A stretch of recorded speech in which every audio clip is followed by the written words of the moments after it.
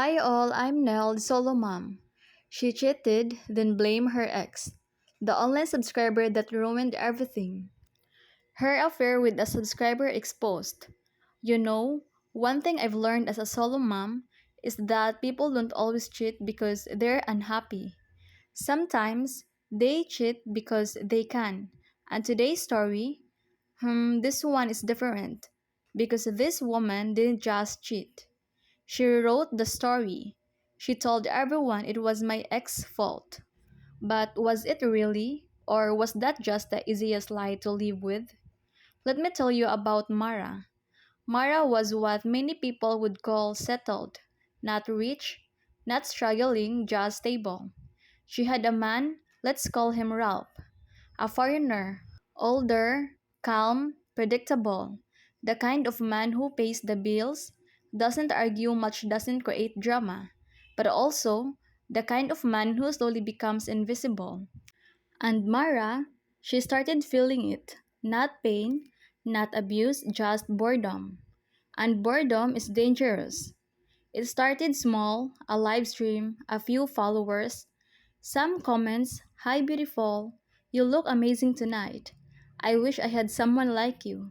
And just like that, Mara felt something she hadn't felt in years: attention. Then came the subscriber. Let's call him Ken. Ken wasn't physically there, but emotionally, he was everywhere, messaging daily, sending gifts, complimenting nonstop, listening, always listening, and that's where things shift. Because women don't always fall for looks, they fall for how they feel when they're seen. At first, Mara said, "It's harmless. It's just chatting. He's just a supporter." But then the messages became deeper, more personal, more secret. And here's the truth nobody wants to say. The moment you start hiding conversations, you already crossed a line. Ken knew things Ralph didn't: her frustrations, her boredom, her complaints. And instead of fixing her relationship, she started building a new one in private. This is where it gets dangerous, because Mara didn't feel like a bad person. She told herself, "Ralph doesn't give me attention. He doesn't understand me. He stopped trying." But here's the question: did she tell Ralph any of that? No, she told Ken. And that's how justification works. You don't fix the problem, you build a case. Soon, it wasn't just emotional.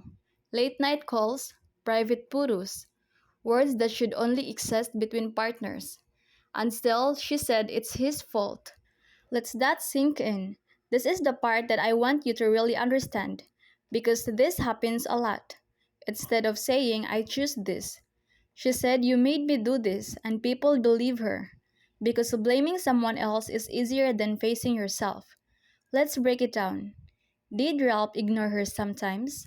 Maybe. Did he become a routine? Probably. But did he tell her to entertain another man, build emotional intimacy, cross boundaries? No. Here's where everything falls apart. Because online attention is not the same as real life commitment. Ken, he disappeared. Or worse, he stayed exactly the same, no real plans, no real future. Just words, and suddenly, Mara realized something painful. She didn't upgrade her life, she destroyed stability for illusion. Ralph found out, not through confession, but through behavior, distance, secrecy, energy change. And when confronted, Myra said it, the line you've probably heard before: "If you treated me better, this wouldn't have happened." And that's where accountability died. Let me say this clearly: cheating is a choice, not a reaction. If you're unhappy, you have options: communicate, fix it, leave. But cheating? That's not confusion, that's decision. And blaming your partner, that's not honesty, that's escape. Here's what we learn: attention is addictive, online validation is dangerous, emotional cheating is still cheating, blame shifting destroys growth. And most importantly, if you don't take responsibility, you will repeat the same story with a different person. So now I ask you, Was it really Ralph's fault? Or was Mara just not ready to face herself? Because in the end, the truth is simple, not easy, but simple. You don't cheat because someone failed you. You cheat because you choose to. This is Nell Solomam, and I'll see you next episode.